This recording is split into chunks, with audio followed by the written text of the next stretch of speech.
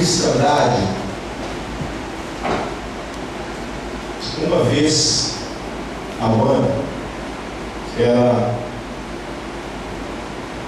lembra, rememora algum acontecimento relevante da vida de Jesus Cristo. Nós saímos de um tempo muito relevante, comemoramos um tempo chamado Natal,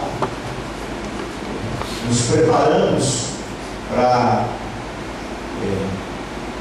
celebrar o Natal. Então existe um tempo de contrição, de preparo, 4 domingos antes do Natal, que a gente chama de Advento. Então nós nos preparamos 4 domingos antes para a celebração desse nascimento de Cristo.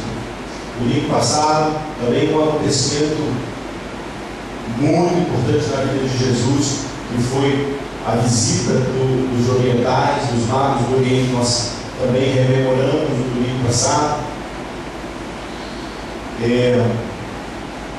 Nós chamamos esse acontecimento de Epifania, que é manifestação, o Cristo, Deus Todo-Poderoso, se revelando, se fazendo conhecido a uma cultura totalmente outra, uma cultura que não é a cultura judaica. O próprio Jesus disse: a salvação vem dos judeus, mas ela não é exclusiva dos judeus. Graças a Deus por isso. Nós percebemos esse Deus se mostrando, se revelando. Há epifanias hoje, inclusive, em muitas culturas, inclusive. Nós precisamos perceber esse Deus se fazendo conhecido com verdade, com aspectos maravilhosos dele mesmo, dessa verdade, e às vezes em lugares onde nós nunca imaginaríamos. Isso é lindo, lindo. Deus não é restrito à nossa religião. Desculpa te comunicar isso, mas ele não é. Deus é Deus do universo. Nós temos falado sobre isso. E hoje, muito obrigado, meu irmão. Hoje nós falaremos sobre uma segunda epifania, uma segunda manifestação, um acontecimento muito relevante na história de Jesus Cristo, que aconteceu na sua fase adulta e que a cristandade rememora hoje.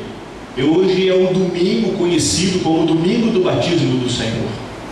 E há aqui algumas perguntas, e talvez a mais importante, e ao mesmo tempo que ela é importante, ela também parece-nos até simplória, que é o seguinte: como então João Batista, que pregava um batismo de arrependimento de pecados, aonde o sujeito, muitos inclusive, nós temos alguns historiadores que defendem que alguns confessavam publicamente os seus pecados ali à beira do Jordão antes de se batizarem.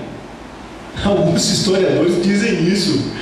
E eu pergunto para você: como Jesus Cristo, o único homem na face da terra sem pecado, o único homem na face da terra que não tem o do que se arrepender, se submete então ao batismo de João Batista, se submete então ao batismo do arrependimento?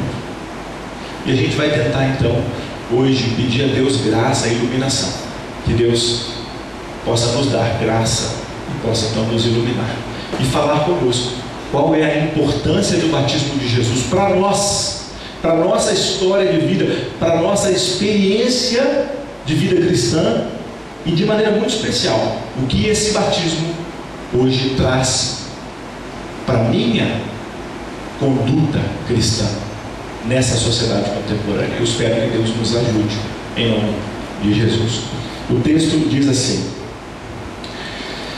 Mateus 3, de 13 a 17: Por esse tempo dirigiu-se Jesus da Galiléia para o Jordão, a fim de que João o batizasse. Ele, porém, o dissuadia, dizendo: Eu é que preciso ser batizado por ti, e tu vens a mim? Mas Jesus lhe respondeu: deixa por enquanto, porque assim nos convém cumprir toda a justiça. Então ele o admitiu. Batizado Jesus, saiu logo da água, e eis que se lhe abriram os céus, e viu o Espírito de Deus descendo como pomba, vindo sobre ele. E eis uma voz dos céus que dizia: este é o meu Filho amado, em quem me comprazo. Oremos. Pai, em nome de Jesus, eis aqui uma palavra do Senhor, um trecho das Escrituras Sagradas, palavra revelada, e eu quero pedir ao Senhor que nos ilumine nessa noite, que conheçamos as entrelinhas, não apenas esse texto impresso, e não apenas essas palavras que estão aqui no português, mas que compreendamos, com o auxílio do Teu Espírito, o que de fato significa esse acontecimento na vida do nosso Senhor e Salvador Jesus Cristo, e o que o Senhor quer nos ensinar, fazendo com que Mateus relatasse esse trecho aqui inspirado pelo Teu Espírito. Ajude-nos então na noite de hoje e use a Sua palavra para transformar cada um e cada uma em nome de Jesus. Amém. Bom, meus irmãos, olha só, para começarmos aqui a compreensão, e eu vou tentar ser breve, na verdade, eu vou pedir perdão a vocês, por favor, eu vou tentar. Eu preciso, antes de entrar propriamente no texto, eu preciso aqui fazer um caminho histórico e tentar entender com vocês o que estamos lendo. Nós estamos lendo um livro que conta a história de Jesus Cristo, um livro biográfico, na ótica de Mateus, que escreve especificamente para um povo, para os judeus. Tá bom? Dos evangelhos, né, nós temos 4 livros conhecidos como livros biográficos: Mateus, Marcos, Lucas e João. Não é isso? Dos 4, nós temos 3 que são muito parecidos entre si. As mesmas histórias estão ou nos 3 ou de 2 deles, né, que eles são conhecidos como sinóticos, que são os livros biográficos de Mateus, os evangelhos de Mateus, de Marcos e de Lucas. João é um evangelho totalmente outro, completamente diferente desses 3. Totalmente diferente. Cronologicamente, a ordem em que esses livros foram escritos não é essa ordem que eles aparecem aí na nossa Bíblia Sagrada, nessa coletânea que a gente tem, né? Bíblia, a gente conhece, a gente sabe disso, né? É a coleção de livros, né? A palavra biblioteca, por exemplo, não é isso? Então nós temos uma coleção de 66 livros, 27 desses são o Novo Testamento. Então nós estamos hoje pegando um trecho desse livro biográfico que Mateus escreveu, tá bom? Bom, em que contexto esse livro foi escrito? Num contexto judeu. Esse livro, essa história, né, essa biografia, ela tem uma base, ela tem ali alguns outros escritos que influenciaram esses escritos, né? Mateus se baseou em algumas coisas. Cronologicamente, na construção do Novo Testamento, os primeiros escritos que temos são as cartas paulinas. Então as cartas paulinas antecederam os evangelhos. O que eu estou dizendo? Eu estou dizendo que Mateus, Marcos, Lucas e João tiveram muito contato com as cartas de Paulo. Elas rodaram a igreja lá no momento onde os apóstolos estavam. Tá bom? Estou dizendo isso para vocês. Então eles leram muito Paulo, né? Paulo era lido no meio deles. Em um momento, o primeiro a escrever depois de Paulo foi Marcos, que é o menor dos evangelhos, inclusive. Tá certo? Daqui a pouquinho vocês vão entender por que eu estou fazendo esse caminho histórico, né? Tem um motivo. Então, depois das cartas paulinas, Marcos é o primeiro a escrever. Depois de Marcos, baseado no escrito de Marcos, ou eu vou colocar até no plural, baseados no escrito de Marcos, nós temos Lucas e Mateus. Lucas e Mateus tiveram contato com o Evangelho de Marcos para escreverem então seus evangelhos. E por último, muitos anos depois, muito tempo depois, décadas depois, João resolveu escrever o seu evangelho. Tá bom? Talvez por isso essa diferença de muito tempo, né? Essa vivência de muitos anos de igreja, muito mais do que os outros três, faz do evangelho de João um evangelho muito diferente. Até é muito engraçado isso, porque muita gente, é comum se dizer, né, quando de repente chega alguém que não tem contato com a igreja de Jesus e que de repente chega para a igreja, um hábito, a gente herda isso, né, parece que faz parte do sistema de significado dos crentes, e ele fala assim, aqui, onde que eu começo a ler a Bíblia? E o outro fala assim, lá vai no Evangelho de João. É mais ou menos isso. Eu não sei se isso é tão correto assim não, mas há um hábito onde muita gente diz isso. Por que eu estou contando essa história para vocês? Porque nós estamos falando hoje do batismo de Jesus Cristo. O batismo de Jesus é a base de sustentação da deidade de Jesus, da consideração de Jesus como Deus nos dois evangelhos dos três sinóticos.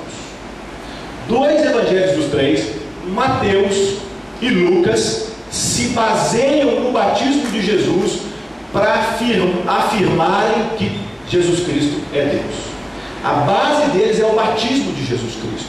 Se nós pegarmos o evangelho de Mateus e o evangelho de Lucas e começarmos a ler o evangelho de Mateus e o evangelho de Lucas, o principal, o início, a introdução é a descrição do batismo de Jesus de forma detalhada. O primeiro evangelho, Marcos, não deu ênfase tanto assim no batismo de Jesus. Por quê? Porque para Marcos, Jesus era considerado Deus por um outro motivo. Para Marcos, Jesus era Deus porque Jesus tinha ressuscitado. Se você perceber no evangelho de Marcos, logo no iniciozinho, ele vai tratar dar uma ênfase na ressurreição. O evangelho de Marcos é baseado nessa ressurreição de Jesus Cristo. Então, qual que é hoje a percepção histórica que temos? O primeiro evangelho trata Jesus Cristo como Deus porque Jesus ressuscitou. Passa-se um tempo na história, os dois próximos evangelhos, Mateus e Lucas, tratam Jesus Cristo como Deus, não mais só porque ele ressuscitou, agora porque há uma segunda epifania no batismo, há uma manifestação da Trindade no batismo. Deus aparece de forma completa como Pai, como Filho e como Espírito Santo no batismo.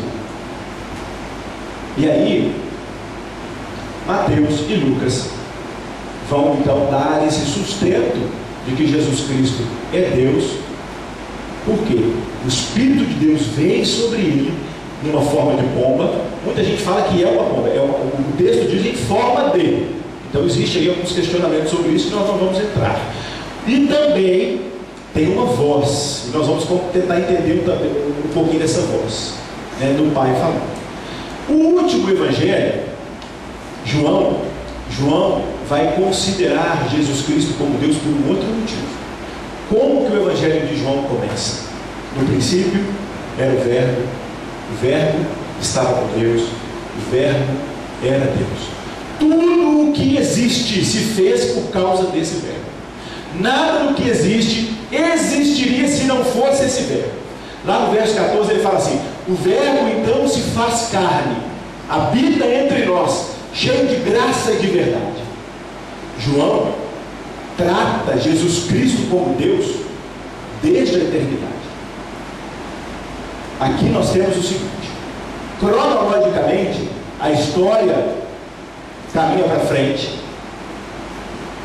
e a compreensão de que Jesus Cristo é Deus para trás. Primeiro, Evangelho, ressurreição. Passa-se uns anos para frente, a compreensão vai para o acontecimento anterior à ressurreição, o batismo. Passa-se alguns anos para frente, João Batista, e João considera então Jesus existente como Deus desde uma eternidade passada, no princípio de todas as coisas, como Criador, como coparticipante da criação. É como se Deus desse uma ordem, o executor dessa ordem fosse Jesus. E aí, mais para trás do batismo, Jesus Cristo então é considerado como Deus. Com esse pano de fundo, nós chegamos nesse texto de Mateus, que vai trazer um argumento para a gente muito importante. Tá? Eu vou pedir um dos meninos aqui que me deu o microfone. Eu acho que a minha bateria foi muito fraca.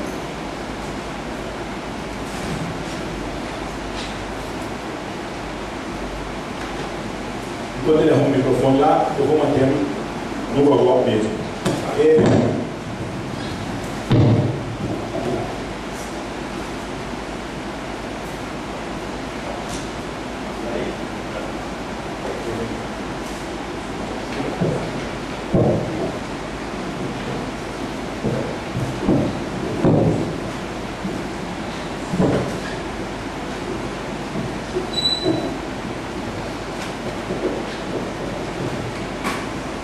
Bom, acho que agora é melhor para todo mundo, é isso? Melhorou aí? Melhorou. Então vamos lá.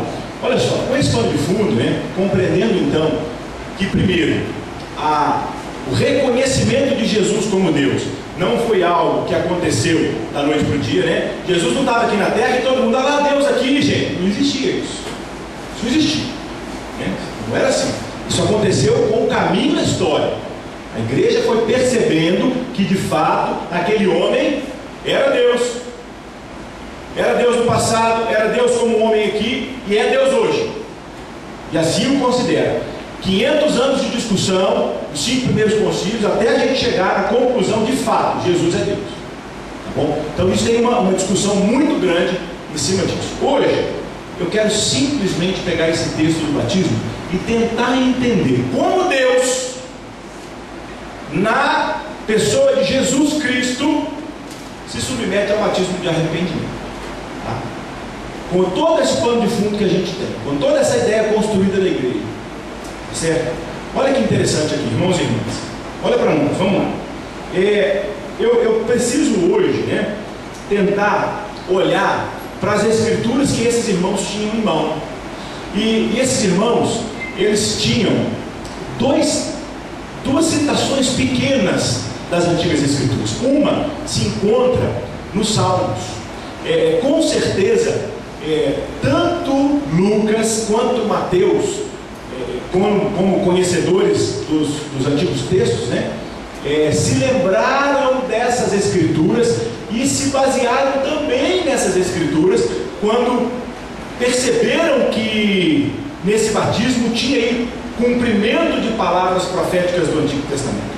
O salmista é um dos salmos conhecidos como salmo messiânico, que é o Salmo 2, o verso 7 do Salmo 2, diz assim: proclamarei o decreto que o Senhor tem manifestado. Qual decreto? Qual decreto que Deus tem manifestado? Tu és meu filho, eu hoje te gerei. Uma citação muito parecida com a voz de Deus se referindo a Jesus Cristo no batismo. Uma segunda referência para a gente que é importante, muito importante, e que é base também para a gente entender o batismo de Jesus, se encontra no profeta Isaías. Fantástica referência do profeta Isaías. Isaías vai escrever assim, lá no capítulo 42, verso 1, Isaías relata assim: eis o meu servo que eu sustento, o meu eleito, em quem tenho prazer. Pus sobre ele o meu espírito, ele trará justiça às nações. Há muitos que olham o texto de Isaías e entendem no texto de Isaías uma citação a Israel, não só a pessoa de Jacó e Israel, mas a nação como um todo, como se o Espírito de Deus preparasse a nação como um todo, como alguém que traria essa justiça. Mas quando olhamos o texto de Mateus, fica claro para a gente que Mateus trata a pessoa de Jesus Cristo, como esse servo e esse filho. É claro para a gente, é muito claro essas duas referências juntas nesse texto de Mateus. Mateus se baseia em 2 textos do Antigo Testamento. 2 textos. Bom, nesse registro então que Mateus deixa para a gente precisa compreender o que esse registro serve para a gente hoje, né? Bom, Mateus baseia lá no Evangelho de Marcos, tem toda essa construção do pensamento de Jesus como Deus, base no batismo, e agora citando 2 textos do Antigo Testamento. Beleza. E o argumento que o Mateus usa agora, diante de uma negativa de João, outra coisa muito interessante para a gente também. Primeiro, que Jesus propositalmente sai da Galileia e vai ao Jordão. Irmãos, aqui é um caminho relevante, ele caminha muito e vai para a beira do Jordão, da Galileia ao Jordão. Chega na beira do Jordão, dá a entender em Mateus e Marcos que João conhecia Jesus Cristo. Parece que João conhecia Jesus, mas quando nós chegamos no Evangelho que é diferente, que é o Evangelho de João, nós nos deparamos com uma certeza que João Batista não conhecia Jesus Cristo adulto. E olha que esse Batista é aquele que tremeu dentro do ventre lá, quando Maria foi visitar a mãe de João, Isabel. Esse menino treme lá dentro, sendo gerado, ele já reconhece a pessoa do Cristo no ventre de Maria. Então existia ali meio que uma percepção mística nesses 2 bebês. Olha que coisa estranha, né? É místico isso. Esse menino tremer, e Isabel falar assim: aqui, peraí, eu sei que você, Maria, é mãe do meu Senhor. Isso é lindo, isso, né? E agora, esse João, quando a gente olha o Evangelho, estou falando do João Batista, né? Quando nós olhamos o que o evangelista João escreve sobre João Batista, fica claro que João Batista não conhecia Jesus adulto, e que ele o reconhece quando essa manifestação se faz.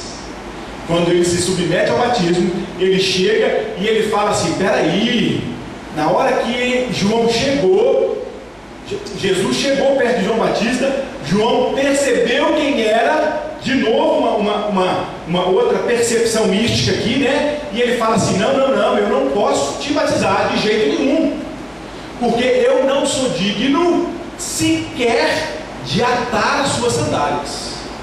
Sabe essa referência de João, meus irmãos? João está se referindo aqui, no contexto cultural, ao escravo de menor valor numa casa, na época de Jesus Cristo. O escravo mais desconsiderado, o escravo que não tinha nenhuma potencialidade, o escravo que não sabia nada, o escravo que não valia nada, o escravo que era vendido mais barato, o escravo que era doente, o escravo que era ruim, o Senhor punha ele para amarrar o seu sapato. É isso o contexto. E João Batista diz para Jesus assim: eu não sou digno de ser esse servo seu. Aqui eu preciso parar. E eu preciso hoje perguntar para os meus irmãos e para as minhas irmãs assim: olha só, queridos, como percebemos Jesus hoje? Será que temos percebido Jesus como esse Senhor? E aí eu vou mudar a pergunta: como nos percebemos diante de Jesus? Será que nós também temos repetido, aprendido no exemplo de João Batista, e de nos considerarmos como aquele ou aquela que não é digno de sequer ser o menor dos escravos de Jesus Cristo, dos servos de Jesus Cristo? O grande problema nosso é que nós somos criados num sistema meritório, e a gente acha que quando a gente faz algumas coisas, nós merecemos e cobramos que Deus reconheça isso. E quase exigimos que Deus nos abençoe. Há os que exigem por aí, há até os que têm a ousadia de ordenar alguma coisa, né? Como se Deus ouvisse tamanha loucura. Mas eu preciso hoje chamar os meus irmãos e as minhas irmãs para essa consciência de que não somos dignos de sequer sermos o menor dos escravos diante da grandeza do nosso Senhor. É assim que devemos chegar para Jesus. Senhor é Ele. Nós, servos. Nós, aqueles que recebem graça. Nós, os que não merecem nada. Não existe aqui uma relação meritória.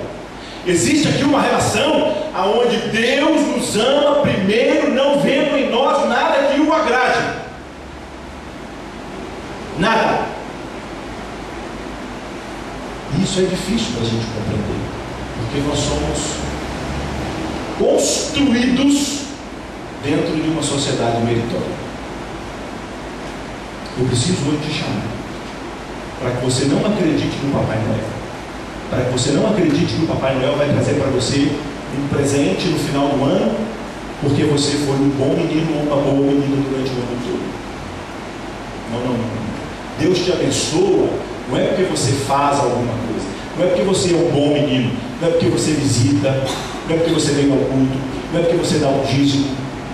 Não é porque você ora, não é porque você mantém o seu devocional que Ele vai te abençoar, não é. E se você vai para o seu devocional esperando que Deus te abençoe, eu vou te informar que você está perdendo seu tempo, porque não vai receber esse tipo de relação.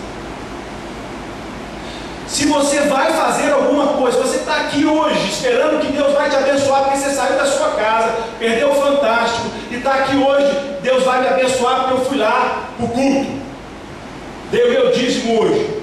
Se você acha que Ele vai te abençoar por causa disso, eu estou dizendo que você está perdendo o Fantástico. Ele podia ser melhor, inclusive, do que meu filho. Nós precisamos hoje percebermos quem é Jesus nessa fala de João, que eu não sou digno de amarrar a sua sandália. E aí nós vamos construir outro tipo de relação com Jesus Cristo. Bom, vamos no texto, vamos continuar. Bom, uma outra percepção aqui no batismo de João é que Jesus reconhece a missão de João Batista. Fantástico isso. Fantástico. Olha quem é Jesus. Olha esse Deus, esse Senhor, que agora chega perto do João Batista, um ínfimo. E ele fala assim: João, escuta aqui, João. É preciso cumprir a justiça, João. Fica quieto no seu canto, não faz nada. Eu vou me submeter ao seu batismo e você vai me batizar, porque eu sei quem você é, eu sei qual é a sua missão, eu sei que você está preparando o meu caminho, eu sei que o seu discurso é igual ao discurso meu, que é necessário um arrependimento, e que necessário também será o meu discurso futuramente um batismo. E é por isso, por essa justiça, que eu vou me submeter, João. Eu vou reconhecer quem você é. E eu pergunto aqui, irmão, vamos lá. Será que nós reconhecemos quem os outros ao nosso redor são? Será que nós reconhecemos quando as pessoas têm potencialidades diferentes das nossas? Eu tenho um sério problema, sabe por quê? Porque as Escrituras dizem assim aqui: alegrai-vos com os que se alegram e chorai com os que choram. Você sabe o que eu consigo enxergar hoje, em muitos momentos na sociedade? Em muitos momentos na sociedade, eu consigo enxergar gente que se alegra quando os outros choram. Perfeito. Pouquinho. É a mão do Senhor. Deus é justo. E tem gente que chora com os que se amam. Aqui, Tem gente que fica angustiada. Tem gente que fica doente quando o colega de trabalho é promovido. Quando alguém conquista casa própria. Quando alguém trabalha, conquista o carro. Aí tem a coragem de chegar perto do outro e falar assim: você deu sorte, né? O cara trabalhou 20 anos, ralou, de sol a sol, ele deu sorte. Foi sorte. Irmãos, que Deus nos livre de nos alegrarmos com os que choram, de chorar com os que se alegram. Que a gente possa de fato considerar o outro e entender que nós somos membros do corpo e cada um com a sua função. João reconheceu quem João era e a função de João, e o contrário também aconteceu. João reconhece Jesus e Jesus reconhece quem João é. Um outro ponto que é importante para a gente caminhar aqui para o final, é que quando Jesus se submete a esse batismo, meus irmãos, olha para mim, escuta. Vamos lá. Quem estava no deserto? João Batista. Tá beleza. Como João Batista se vestia? Uma roupa de pelo, de pele de carneiro, de camelo, um cinto de couro, não é isso? O cara vivia excluído, ele não era um da sociedade comum, não estava no nosso meio, era um marginal, era um que vivia à margem, tá bom? Que comia gafanhoto e mel silvestre. Aqui, está certo que gafanhoto e mel fazia parte da comida daquela cultura, mas ninguém comia só gafanhoto e mel, não. Quem comia só gafanhoto e mel era meio doido. João era meio doido, se não doido inteiro. E todo mundo que chegava lá e se submetia ao batismo desse cara doido era considerado doido tanto quanto ele. E o que Jesus faz, meus irmãos? Mais uma vez o nosso Senhor, depois de fazer um movimento de deixar a eternidade, a sua glória, e vir ao encontro da humanidade como homem, nascendo como um de nós, nascendo de uma mulher, crescendo como uma criança, experimentando a humanidade, sendo tentado em tudo, de acordo com o escritor aos Hebreus, não pecando, mas sendo tentado em tudo. Agora, no batismo, o que ele faz? Mais uma vez ele faz mais um movimento na direção da humanidade pecadora, se identificando como um dos pecadores, não tendo pecado, mas ele estava lá no meio daqueles marginais, daqueles excluídos, daqueles que estavam se batizando e confessando seus pecados. Ele se fez um,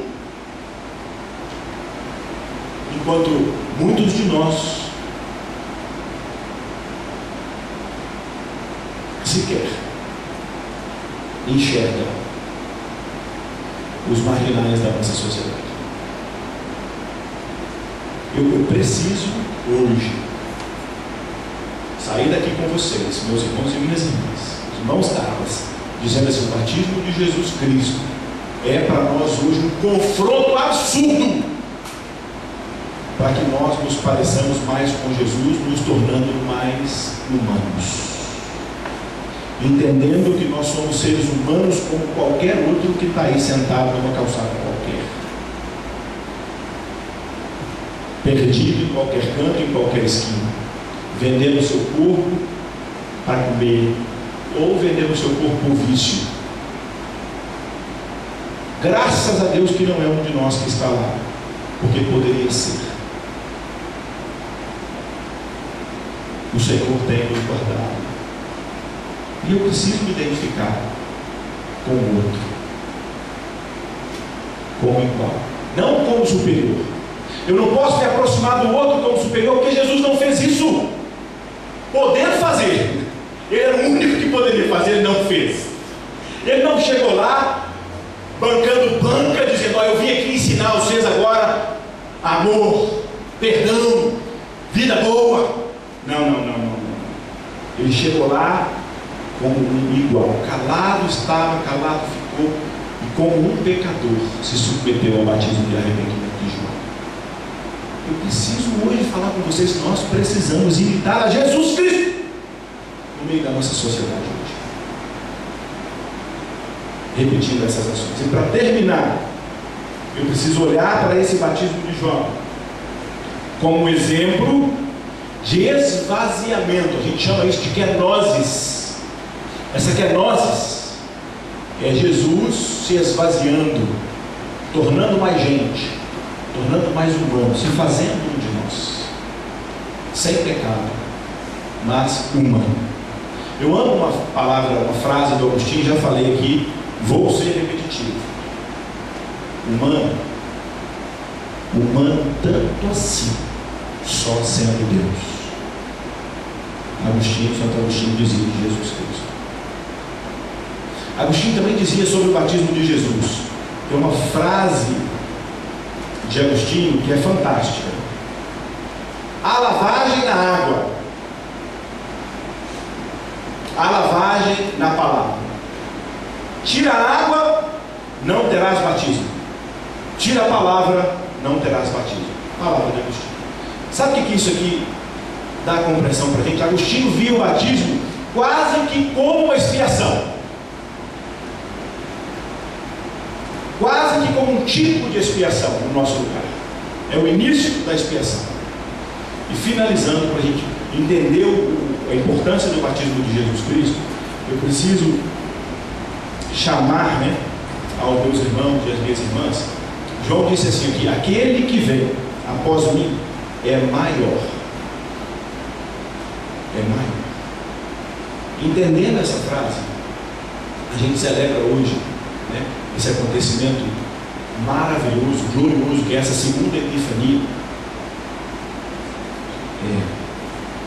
com a certeza de quem somos, não dignos de sermos esses escravos simples, com a certeza de que somos agraciados como alguém que é reconhecido por Jesus Cristo. E hoje nós temos a oportunidade de também sermos agraciados como alguém que tem a capacidade de reconhecer o outro. Também eu saio daqui hoje com o desafio de ser mais solidário com todos ao meu redor, de me identificar com o outro, como Jesus se fez, como Jesus fez no batismo. E eu também preciso aprender com tamanha humildade que Jesus demonstra se fazendo de nós. Aqui, desafios aparentemente simples, mas que vêm ao encontro do nosso ego para quebrar. Sabe por quê? Porque Deus quer cortar os montes e aplainar os vales, deixando todo mundo igual. Assim é o reino de Deus, assim se faz justiça. Eu espero hoje o mesmo. Eu quero até pedir desculpas porque eu sei que eu devo ir maior hoje, mas eu preciso que a gente saia daqui entendendo a importância do batismo de Jesus na nossa vida. É óbvio, todo mundo está cansado de saber, ele fez isso até para deixar para a gente uma ordem depois, onde a gente caminha em cima da palavra, onde ele deixou fazer discípulos de todas as nações, ide por todo mundo, caminhe, viva, vai aí caminhando, vivendo, andando, trabalhando, e em volta de vocês façam discípulos de todos os povos. Como? Primeira palavra, batizando. É a primeira palavra, batizando.